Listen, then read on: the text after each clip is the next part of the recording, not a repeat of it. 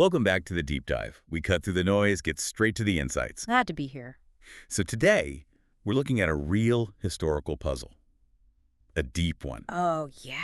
Yeah, have you ever thought about those giant megalithic structures? I mean, huge, 200-ton single blocks of rock sometimes. Right, the kind that look almost impossible even now. Exactly, some maybe 100,000 years old, or even stuff from like 6,000 to 12,000 years ago. Things our tech today still struggles with. It definitely makes you wonder, our standard history books paint this picture of, steady progress. Yeah. Caveman to us. Right, just a straight line upwards. But these things, they don't fit that neat picture, do they? How could that happen if we were supposedly less advanced back then? It's a fantastic question. And it hints that maybe history isn't so linear after all. Precisely. And that's our deep dive today. We're unpacking a theory, quite a radical one, actually. Okay, I'm intrigued. It re-examines everything: time, human intelligence, our spot in the cosmos. We're digging into these ancient cycles, the Yugas. Ah, the Yuga cycles. Often seen as purely philosophical or mythological even. Yeah, but what if they're not just myths? What if they directly reflect physical movements, our whole solar system's journey? And that movement affects us, our consciousness. That's the idea. It's influence on consciousness, civilization, everything. We're using a source with a pretty unique perspective here. Our mission for you today is to explore this dynamic view of time. It could really reshape how you see history. And maybe even our future. Okay, so the Yuga system, these big cycles, roughly 24,000, maybe 26,000 years. This view says they're not just a concept, but they map onto physical reality. There's a concrete mechanism. Which is a big step away from just seeing them as like spiritual phases, right? Definitely. It grounds it in astrophysics almost. How does that compare to other viewpoints? I know some sources, even like government agency analyses mentioned in our material. Right. They might talk about big Earth changes, catastrophes, but often frame them as, what was it? Waveforms within a linear progression. Yeah, like bumps in the road, essentially. Big bumps, maybe, but still on a straight road going forward.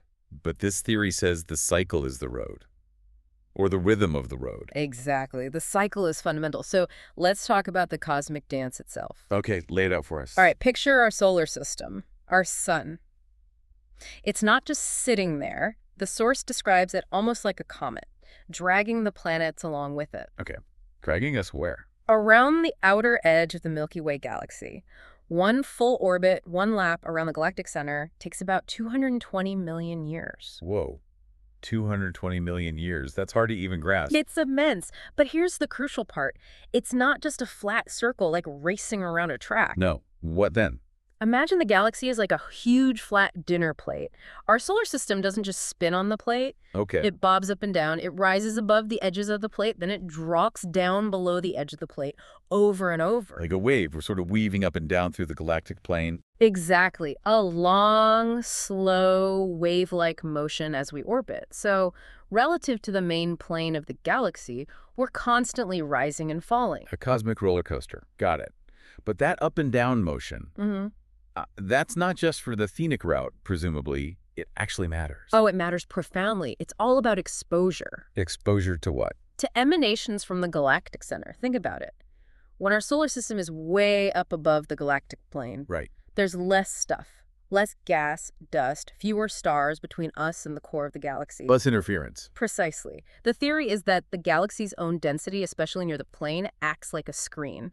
It screens out energies coming from the galactic center. Okay, so higher up means less screening. Exactly. Less material in the way, so we receive more of those emanations, more intense exposure. And when we dip back down, closer to the plane. More stuff in the way. Yeah. More screening, we receive less of those energies. So our position, our cosmic altitude, you could say, acts like a dimmer switch for these galactic energies. That's a good way to put it. And these energies, they're not just like background radiation. The theory connects them directly to us, doesn't it? Yes, this is the core link. These emanations are proposed to be demonstrably tied to the total amount of intelligence and drive and perception available to humans. Wow. Okay, that's huge. Galactic energy levels directly impacting human potential. That's the hypothesis. It provides a physical basis for the Yugas. When the solar system is ascending, getting more energy, great civilizations rise. Overall, human intelligence, perception, drive, it all increases. And when we're descending, getting less energy. The opposite happens. Great civilizations fall. collective intelligence falls. It wanes. So that could explain those incredible ancient artifacts and structures we started with. Exactly. They could be remnants from a previous high point in the cycle, a time when humans, fueled by more galactic energy, were capable of things we can't replicate now. It suggests history isn't just one climb up a mountain, but more like climbing up, then sliding down, then climbing again, over vast periods. Precisely. A cycle driven by our place in the galaxy.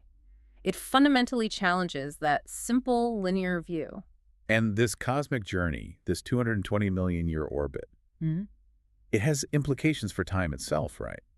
Because the universe is expanding. Yes, that's another critical point, because the universe is constantly expanding. Our solar system, after completing one of those huge orbits, it can never, ever be able to come back to the same point in the galaxy's edge. The galaxy itself will have changed, moved, expanded. It can't go home again, cosmically speaking. Pretty much. And this leads to a really key idea about time in this framework. Which is? That time is fundamentally irreversible. It's not just an idea, it's a key aspect of time, a necessary component of how our universe, our materium, our physical reality works. Irreversible. So that mean? It means time travel, the way we usually think of it in sci-fi, isn't possible. Like hopping in a machine and going back to change things. Yeah.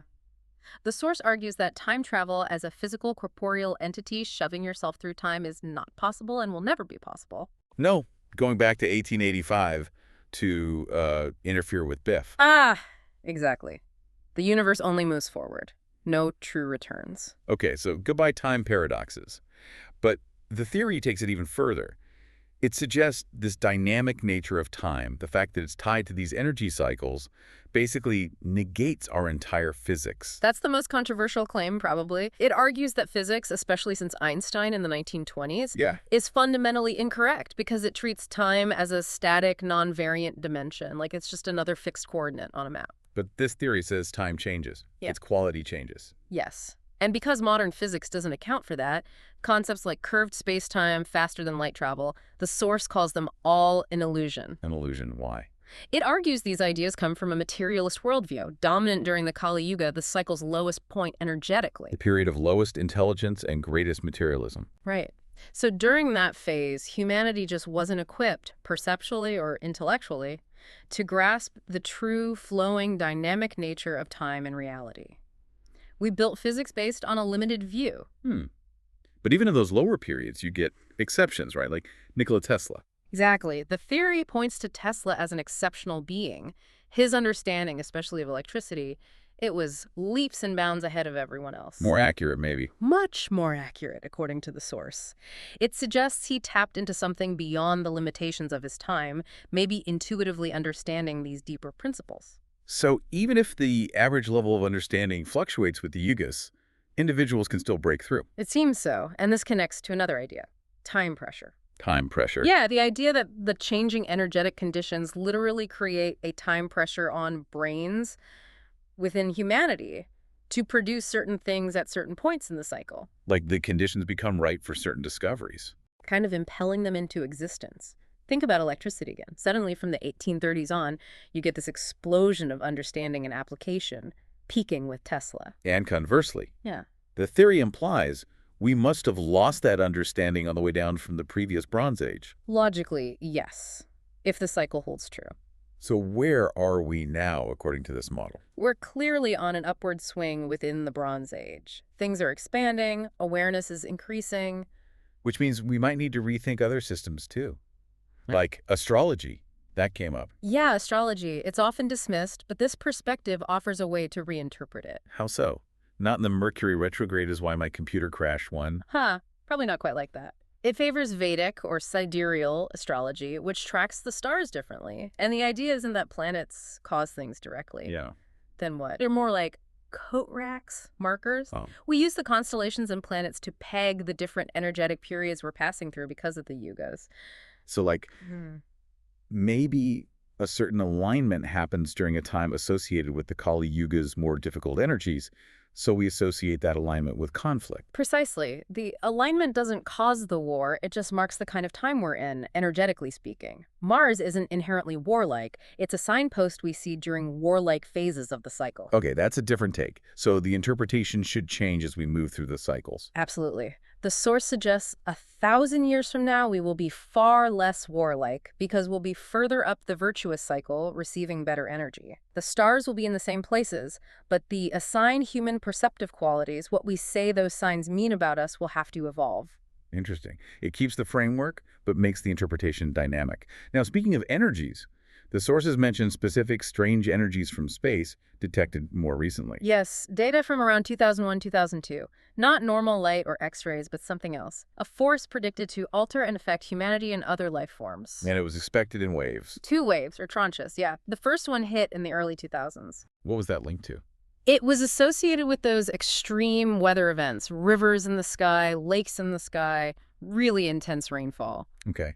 And did it have other effects? The source mentions speculation about social trends. There was initial speculation linking it to the push towards transgender transhumanism, but the source later seemed to back away from a direct causal link there. Why? The thinking shifted towards these energies having more impact at a gamete level, affecting reproduction in subsequent generations, rather than causing immediate widespread social changes in adults. Affecting the next generation more strongly.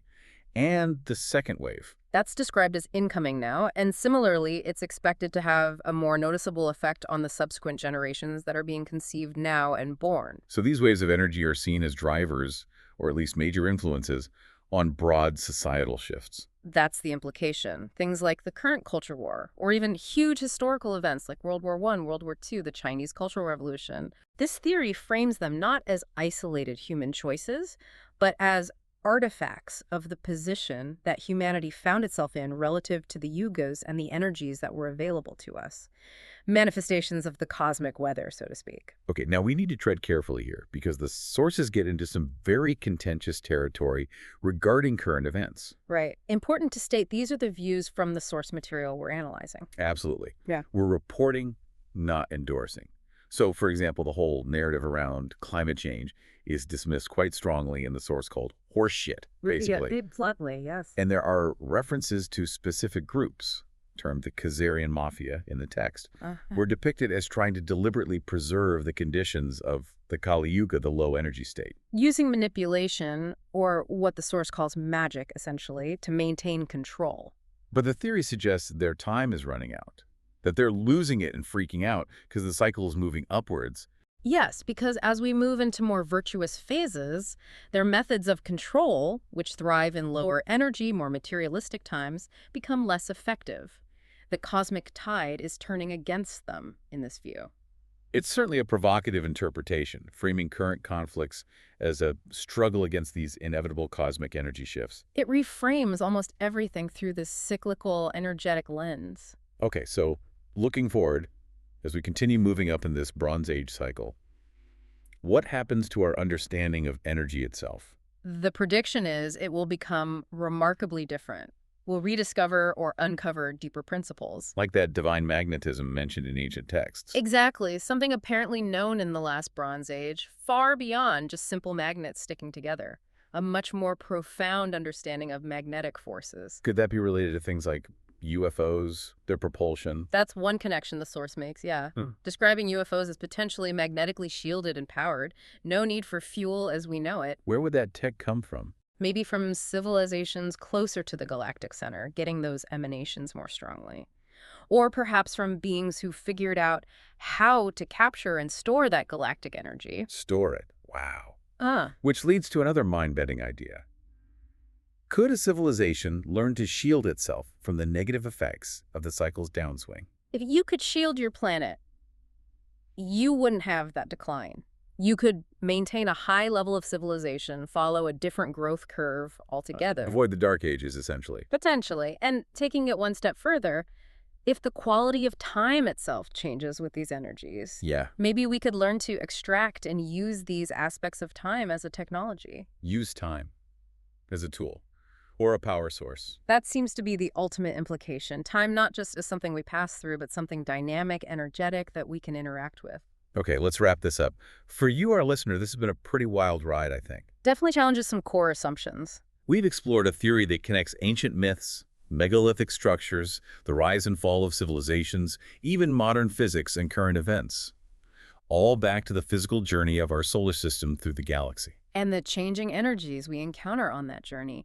It proposes a dynamic time, influenced by cosmic forces, shaking human potential. It offers this radical new lens on, Hmm. well, everything. Past, present, future. So the big takeaway thought might be, if time isn't just a clock ticking steadily, but a dynamic force, an energy field that waxes and wanes with these cosmic rhythms, what does that unlock? What new frontiers for human perception could open up? What kinds of technologies like that divine magnetism or even manipulating time itself might become possible as we move higher in the cycle? And how are these changing energies affecting us right now? Our societies, our thinking, maybe even, as the source hinted, our biology. Are we starting to feel the effects of being able to extract and use these aspects of time?